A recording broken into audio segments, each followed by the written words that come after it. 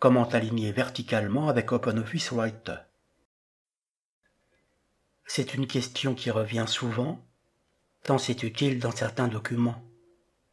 On a parfois besoin de créer un tableau, même si d'ailleurs il n'est pas délimité par des lignes, et l'on voudrait que les colonnes soient alignées verticalement. Par exemple, on aimerait obtenir ce genre de présentation. Pour obtenir ce résultat, on utilise la touche tabulation. Elle se trouve à gauche de la première ligne lettrée des claviers classiques. La valeur de la tabulation se trouve être réglée par défaut dans les options du programme. On sélectionne Outils en haut du menu, puis Options tout en bas de la liste déroulante. On a là tous les paramétrages du logiciel. Pour régler la tabulation, on choisit OpenOffice Writer, puis Général dans le sous-menu. C'est là que se trouve indiquée la valeur de tabulation, ici 1,25 cm. Vous pouvez régler ce nombre à votre convenance. Si les colonnes du tableau sont à peu près égales, la seule touche tabulation suffit à aligner les données. Mais parfois elles ne le sont pas, comme dans l'exemple que nous proposons. Dans ce cas, on commence par entrer la première ligne du tableau en séparant chaque item par la touche tabulation, sans s'occuper dans cette phase de préparation de la présentation, qui n'est pas encore apparente. L'important est d'avoir une tabulation entre chaque élément de la première ligne.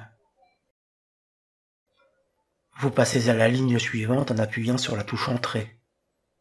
Vous saisissez cette nouvelle ligne de la même façon. Le signe de tabulation n'apparaît pas forcément au moment de la saisie, s'il n'y a pas assez de place pour l'y insérer, si les valeurs alphanumériques sont trop serrées les unes contre les autres. Ça n'a aucune importance du moment que vous avez appuyé sur la touche tabulation, qui a été enregistrée en mémoire. On a donc deux lignes non encore alignées. Vous pouvez continuer ainsi si vous voulez. Sinon, on peut déjà aligner ces deux lignes.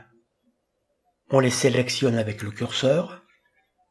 Si vous en avez entré plus, ça n'a aucune importance. Vous sélectionnez simultanément toutes les lignes saisies. Elles apparaissent en surligné. Puis vous cliquez sur la règle en haut pour positionner l'endroit des différentes tabulations. À chaque clic, le logiciel affiche un signe noir qui indique la position de la tabulation. Si la présentation se détériore, par exemple une ligne qui s'écrit sur deux lignes, vous diminuez la dimension des caractères pour corriger ce défaut. Vous voyez que durant toute cette opération de réglage, les lignes sélectionnées restent surlignées. Vous pouvez agir sur différents paramètres pour peaufiner la présentation.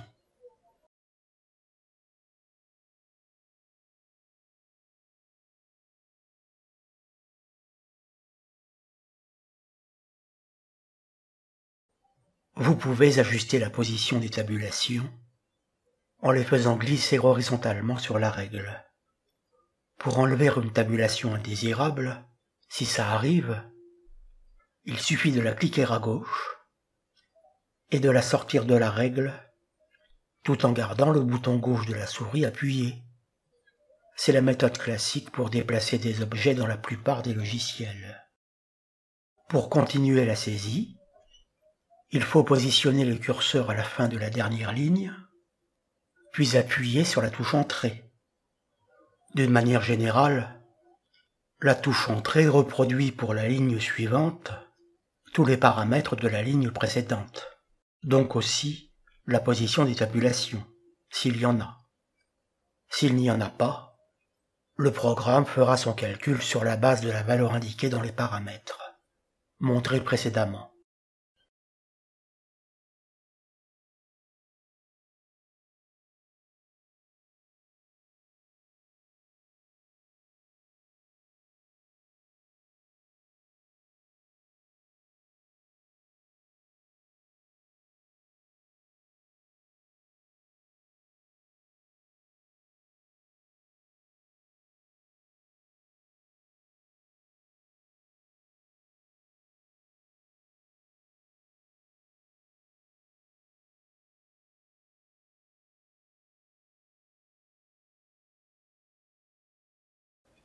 Une autre méthode, si vous avez besoin d'une précision millimétrique, consiste à entrer vous-même les valeurs de chacune des tabulations.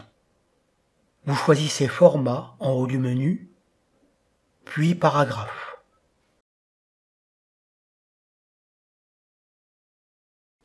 Vous pouvez également accéder à cette même option Paragraphe via le menu contextuel qui apparaît en cliquant à droite dans le texte. La notion de paragraphe renvoie au signe de fin de ligne, une sorte de P à l'envers à la fin d'une ligne. Dans la fenêtre Paragraphe, vous sélectionnez l'onglet Tabulation et vous y saisissez vos valeurs. Après la première saisie, vous cliquez Nouveau, ce qui crée un nouvel espace à renseigner, et vous continuez ainsi pour la suite des tabulations.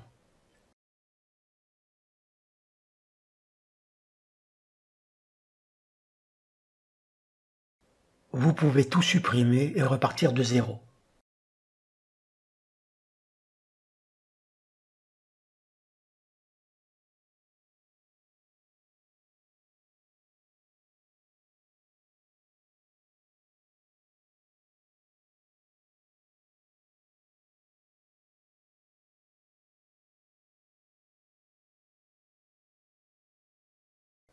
On confirme ces paramétrages en cliquant OK en bas de la fenêtre. Les tabulations ont été mémorisées. Et l'on voit les signes qui ont été exactement placés sur la règle.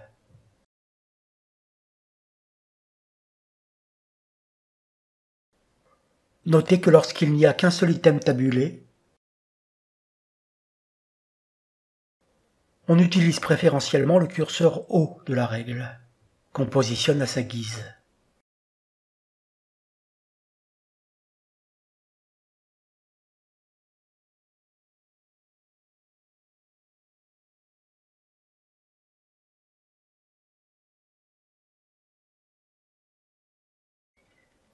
S'il y a deux éléments sur la ligne, par exemple un nom et une date, qui inaugurent souvent un courrier classique, on utilise une tabulation pour régler la présentation de la date.